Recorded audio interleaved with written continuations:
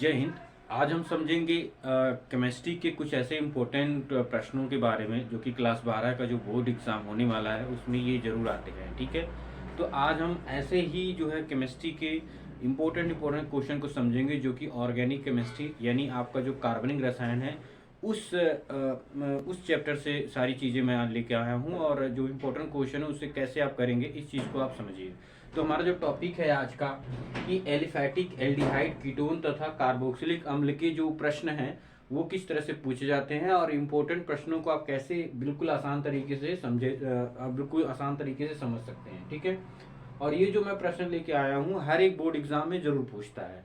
तो कभी ये 1 नंबर में पूछता है, कभी 2 नंबर में पूछता है और कभी ये जो है पूरा एक दीर्घोत्तरीय क्वेश्चन के रूप में पूछता है।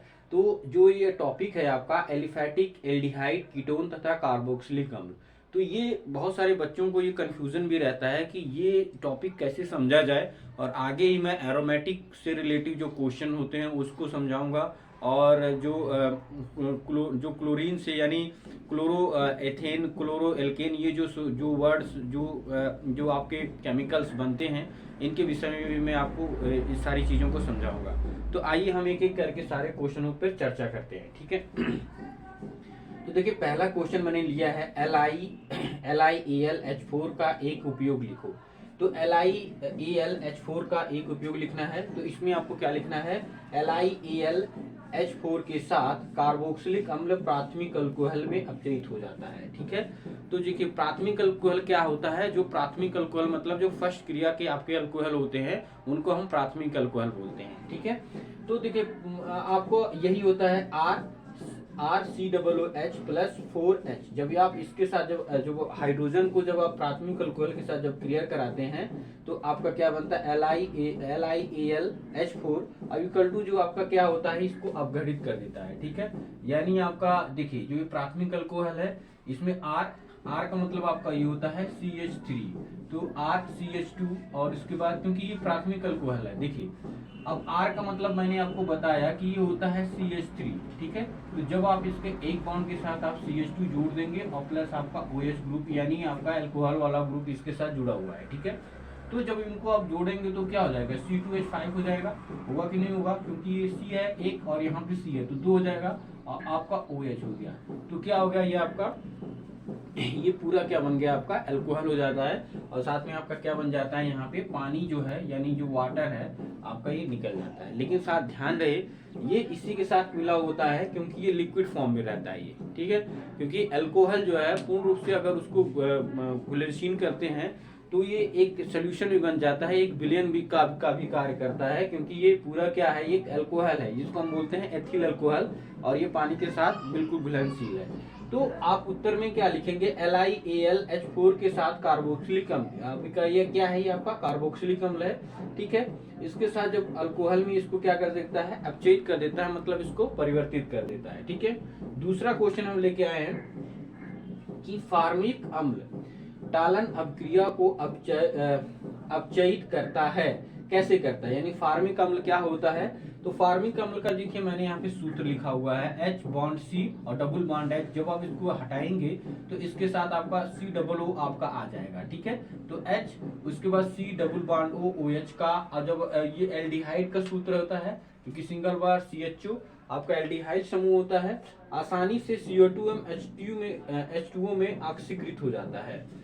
आपको सिर्फ 1 नंबर का एक क्वेश्चन है और इसको सिर्फ इतना ही आपको लिखना है यहाँ पे कि जो फार्मिक अम्ल है जब आप एल्डिहाइड समूह के साथ इसको जब क्रिया कराते हैं तो आसानी से ये कार्बन डाइऑक्साइड गैस यानी CO2 व H2O में क्या होता है ऑक्सीकृत हो जाता है। ये 1 या 2 नंबर का क्वेश्चन बनता है केमिस्ट्री के बोर्ड एग्जाम में, ये बहुत बार पूछा गया है। ठीक है, इसके बाद तीसरा क्वेश्चन है आपका सिम्ट अभिक्रिया द्वारा प्राथमिक अमीन कैसे बनाई जाती है। सिम्ट अभिक्रिया द्वारा प्राथमिक अमीन कैसे बनाई जाती है। ठीक है, तो आपको देखो यहाँ पे आपको आंसर में क्या लिखना है कि कार्बोक्सिलिक अम्ल की सांद्र H2SO4 यानी सांद्र सल्फ्यूरिक अम्ल की उपस्थिति में हाइड्रोजोइक अम्ल यानी H3N3H से क्रिया कराने पर प्राथमिक अमीन बनाती है। अब देखिए यहाँ पे मैंने क्या लिखा है, इसका फॉर्मूला भी लिखा है, इसका जो रिएक्शन है वो लिखा है। ये आपका क्या है, ये आपका है कार्बोक्सिलिक अम्ल। ठीक है, यानी R उसके बाद COOH। अब R का मतलब क्या होता है CH3, अब यहाँ पे आप COOH आप लगाएंगे तो ये आपका क्या है, आपका कार्बोक्सिलिक अम्ल हो गया। प्लस जब आपका ये जो है यानी हाइड्रोजोइक अम्ल के साथ जब आप क्रिया कराते हैं इसको हम क्या बोलते हैं, हाइड्रोजोइक अम्ल।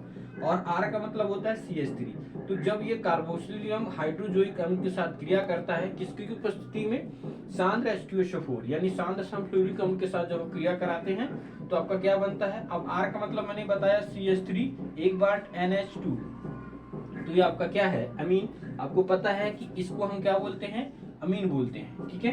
अब ये पहले के साथ जुड़ा हुआ है तो आपका क्या हो गया, प्राथमिक अमीन हो गया। तो CH3 एक बॉन्ड NH2 हो गया आपका। प्लस अब इसके साथ आपका कौन कौन सा एक बनेगा, आपका बनेगा CO2 और N2 गैस बाहर निकलती है, यानी CO2 गैस बनाता है और साथ में कौन सा निकलता है, नाइट्रोजन गैस इसमें से बाहर निकलती है।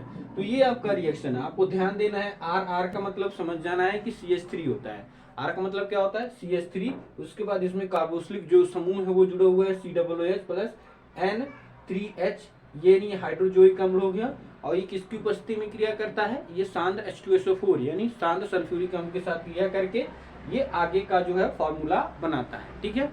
तो ये तीन जो क्वेश्चन थे ये काफी इंपॉर्टेंट है। ये कभी कभी 1 नंबर में पूछता है, कभी 2 नंबर में पूछता है, और कभी कभी ये मतलब एक तरह से न्यूमेरिकल में भी पूछ लेता है। जब आपके बहुविकल्पी जो क्वेश्चन होते हैं उसमें भी ये पूछ लेता है और आपको एक एक ऑप्शन दिया रहेगा, ठीक है।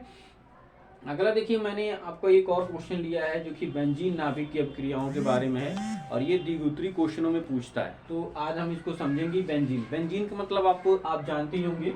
बेंजीन का मतलब समझ जाना है कि एक सर्कल बना लेना, ठीक है।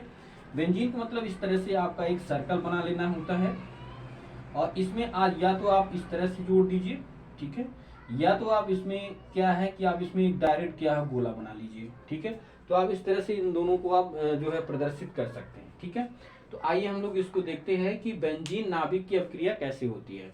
तो देखिए इसमें क्या होता है, जब एल्डिहाइड समूह इलेक्ट्रॉन स्नेही अपक्रियाओं के प्रति बेंजीन नाभिक की सक्रियता को घटा देते हैं, ठीक है। जब आपका एल्डिहाइड क्या होता है, जब किसी भी इलेक्ट्रॉन स्नेही का मतलब इलेक्ट्रॉन को प्रेम करने वाला, क्योंकि इलेक्ट्रॉन को ग्रहण करता है।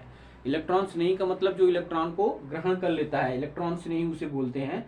तो जब एल्डिहाइड समूह इलेक्ट्रॉन स्नेही अपक्रियाओं के प्रति बेंजीन नाभिक की सक्रियता को क्या करता है, वो घटा देता है यानी कम कर देता है। तो इसके 3 यहाँ पे उदाहरण दिए गए हैं। पहला है नाइट्रोजनीकरण।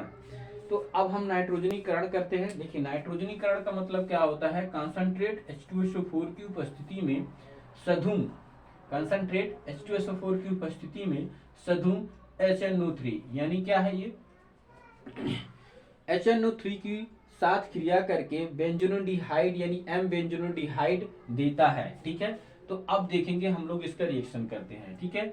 ये क्या है, बेंजल्डिहाइड है, क्योंकि इसके साथ क्या लगा हुआ है, बेंजीन के एक ग्रुप के साथ आपका CHO ग्रुप जुड़ा हुआ है, तो इसको हम क्या कहते हैं, बेंजल।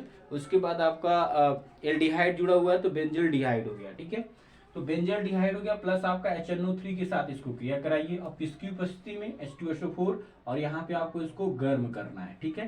तो गर्म H2SO4 के साथ जब आप क्रिया कराते हैं तो यहाँ पे जो ये वाला पार्ट है एक इसके ग्रुप के साथ जुड़ जाएगा, यानी मेटा ग्रुप के साथ आपका जुड़ेगा।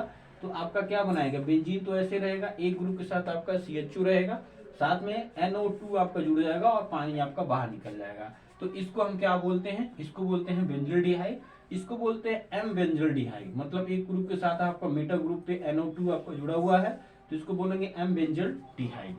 तो ये आपका रिएक्शन होता है। तो बहुत ही आसान तरीके से आप नाइट्रोजनीकरण करा सकते हैं। आपको क्या करना होता है, HNO3 के साथ आपको क्रिया कराना है, किसकी उपस्थिति में, आप सल्फ्यूरिक अम्ल की उपस्थिति में आपको क्रिया कराना है, ठीक है। तो ये आई थिंक आपको ये नाइट्रोजनीकरण आपको समझ में आ गया होगा कि कैसे कराना है। आपको बेंजल्डिहाइड लेना है, बेंजल्डिहाइड यानी आपका बेंजीन है, उसके ऊपर एक आपका CHO ग्रुप जुड़ेगा, देन उसके पास आपको HNO3 और उसके साथ आपको क्या किसके साथ क्रिया कराएंगे, H2SO4 के साथ जब गर्म करेंगे तो जो इसका एक NO2 होता है यानी जो आपका नाइट्रेट है इसके साथ जुड़ेगा, तो इसको हम क्या बोलेंगे, M बेंजल्डिहाइड बोलेंगे, साथ में आपका H2O बाहर निकल जाता है, ठीक है। दूसरा जो मेथड है हमारा सल्फोनीकरण। सल्फोनीकरण का मतलब होता है कि जब आप सल्फेट उसके साथ क्रिया करता है, यानी एक ग्रुप के साथ आपका जो सल्फोनिक ग्रुप है वो जुड़ जाता है, तो आप क्या करेंगे, सधुम H2SO4 के साथ गर्म करने पर M फॉर्मल बेंजीन यानी फॉर्मल बेंजीन सल्फोनिल अम्ल बनाता है। यानी फॉर्मल बेंजीन क्या करता है, सल्फोनिल अम्ल बनाता है। तो यहाँ पे देखिए ये हमने क्या ले रखा है, ये आपका है बेंजील्डिहाइड है, एक ग्रुप के साथ आपका CH2 जुड़ा हुआ है। साथ में आपको क्या करना है, आपको कुछ नहीं करना है, बस इसी में डायरेक्टली आप H2SO4 के साथ क्रिया करा दीजिए। आप गर्म करेंगे तो ये जो आपका H2SO4 है ये दोनों यहाँ पे जुड़ जाएगा। आप देखेंगे जब क्रिया होती है तो CH2 हो गया, साथ में आपका SO3H, इसको हम बोलते हैं सल्फोनिल अम्ल बोलते हैं। तो ये इसके साथ जुड़ जाता है, तो ये आपका क्या बना लेता है, एक M फाइमल बेंजीन सल्फोनिक अम्ल बना लेता है। ठीक है, तो ये रिएक्शन सल्फोनीकरण कहलाता है। ठीक है, तीसरा जो हम समझते हैं कि हैलोजनीकरण क्या होता है, तो हैलोजनीकरण का मतलब होता है कि इसमें क्लोरीन के साथ आपको क्रिया कराना है, और हर एक ग्रुप के साथ जो हर एक जो इसका नोक है यानी जो कोना है, यहाँ पे समझिए, ये देखिए इस तरह से इसकी जो कोना बनता है, ये यहाँ पे जो इसका कोना है, ठीक है, इसी के साथ आपको जोड़ना है, क्योंकि 6 कोने होते हैं बेंजीन में। तो यहाँ पे देखिए जब आप हैलोजनीकरण कराएंगे तो जो आपका ये बेंजील्डिहाइड है, यानी आपका बेंजीन है, एक ऊपर इसके CH2 जुड़ा हुआ है, तो बेंजील्डिहाइड के ऊपर आपको क्या करना है, किसके साथ क्रिया कराना है, Cl2 यानी क्लोरीन के साथ क्रिया कराना है। किसकी उपस्थिति में, ये फेरिक ट्राइक्लोराइड के साथ आपको क्रिया कराना है, यानी FeCl3 के साथ आपको क्रिया कराना है, फेरिक ट्राइक्लोराइड के साथ क्रिया कराना है। तो जब आप क्रिया कराएंगे तो आपको पता चलेगा कि CHO और एक बॉन्ड आपका Cl जुड़ जाता है, तो इसको क्या बोलेंगे हम लोग, M क्लोरोबेंजील्डिहाइड, यानी एक कोने में आपका Cl जुड़ जाता है, जिसको हम बोलते हैं M क्लोरोबेंजील्डिहाइड। ठीक है, तो ये कुछ ऐसे इंपोर्टेंट जो आपको एलिफैटिक एल्डिहाइड कीटोन तथा कार्बोक्सिलिक अम्ल के कुछ ऐसे इंपोर्टेंट प्रश्न थे जो बोर्ड एग्जाम में बहुत ज्यादा पूछते हैं। और अभी देखिए 16 फरवरी से आपका एग्जाम होने वाला है। ठीक है, तो मैं एक एक करके सारे चीजों को रिवीजन कराऊंगा और सारे क्वेश्चनों को आपके सामने रखूंगा, और साथ में जो आपका क्वेश्चन पेपर होगा, हाई स्कूल इंटर जितने भी बच्चे जो अभी तैयारी कर रहे हैं, यूपी बोर्ड बिहार बोर्ड, तो उनके लिए काफी इंपॉर्टेंट है कि आप किसी चीज को बार बार जब रिपीट करेंगे तो आसानी से अच्छे नंबर ला सकते हैं। ठीक है, तो अभी बस आज के लिए बस इतना ही, अब नेक्स्ट वीडियो में और चीजों को कवर करेंगे। ठीक है, आज के लिए इतना, अभी के लिए बस, जय हिंद।